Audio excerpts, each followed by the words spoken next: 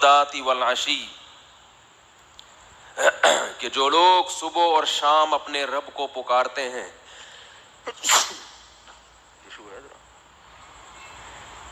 میں ابھی پنجاب کے دورے پر تھا، 1.5 ہفتہ ایک چھینک بھی نہیں آئی ہے، اور کراچی ایئرپورٹ پہ اترنے کے بعد مسلسل کئی دن ہو گئے چھینکوں کا سلسلہ نہیں رک رہا. یہ کراچی کو جو بھنگی خانہ بنایا ہے نا جن حکمرانوں نے، ان کے لیے الٹے ہاتھ سے بد دعائیں کرو.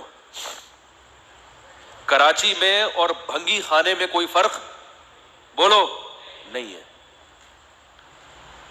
اٹھا کے کراچی کو فوراً وفاق کے حوالے کر دینا چاہیے، فوراً وفاق کے حوالے. یہ آپ کے سیاسی لیڈروں کا کام نہیں ہے، ووٹ دے دے کے اپنا بیڑا غرق کروا، صحتوں کو برباد کر رہے ہو. اتنی غلاظت اور کچرے کے ڈھیر. کراچی بین الاقوامی شہر ہے، دنیا کے 5 بڑے شہروں میں سے ایک ہے.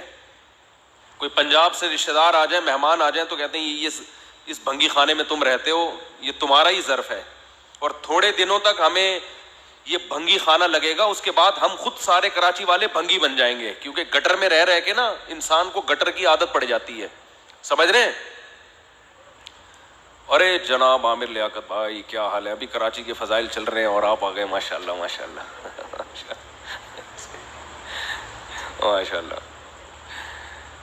زبردست.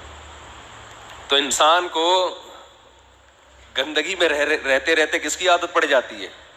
وہ حضرت حکیم الامہ نے ایک واقعہ نقل کیا ہے، نماز کے بعد بیٹھتے ہیں انشاءاللہ، جزاک اللہ. ایک واقعہ نقل کیا ہے کہ ایک بہو، ایک لڑکی کی شادی ہوئی بھنگیوں میں،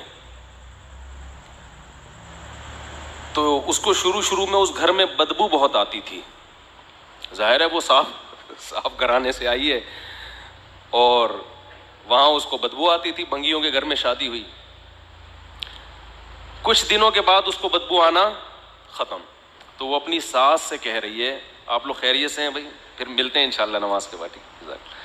تو اپنی ساس سے کہنے لگی کہ دیکھ میرے آنے سے تیرے گھر میں کیسی برکت ہوئی ہے، میرے آنے سے یہاں بدبو ہی ختم ہو گئی. اس نے کہا کم بخت، میں بھی جب یہاں آئی تھی نا کچھ دنوں تک مجھے بھی بدبو آئی تھی، اس کے بعد مجھے بھی آنا بند. تو یہ ہمارے آنے سے اس خاندان میں بدبوئیں ختم نہیں ہو رہی، ہم بدبوؤں کے عادی ہو رہے ہیں. تو کراچی میں اگر کسی کو چھینکیں نہیں آ رہی، کوئی بیمار نہیں ہو رہا، صحت مند ہے، تو یہ کراچی کی خوبی نہیں ہے، اس کا مطلب یہ اس گندگی کا عادی ہو چکا ہے. تو میں یہ عرض کر رہا تھا کہ اصحاب صفہ میں رسول اللہ صلی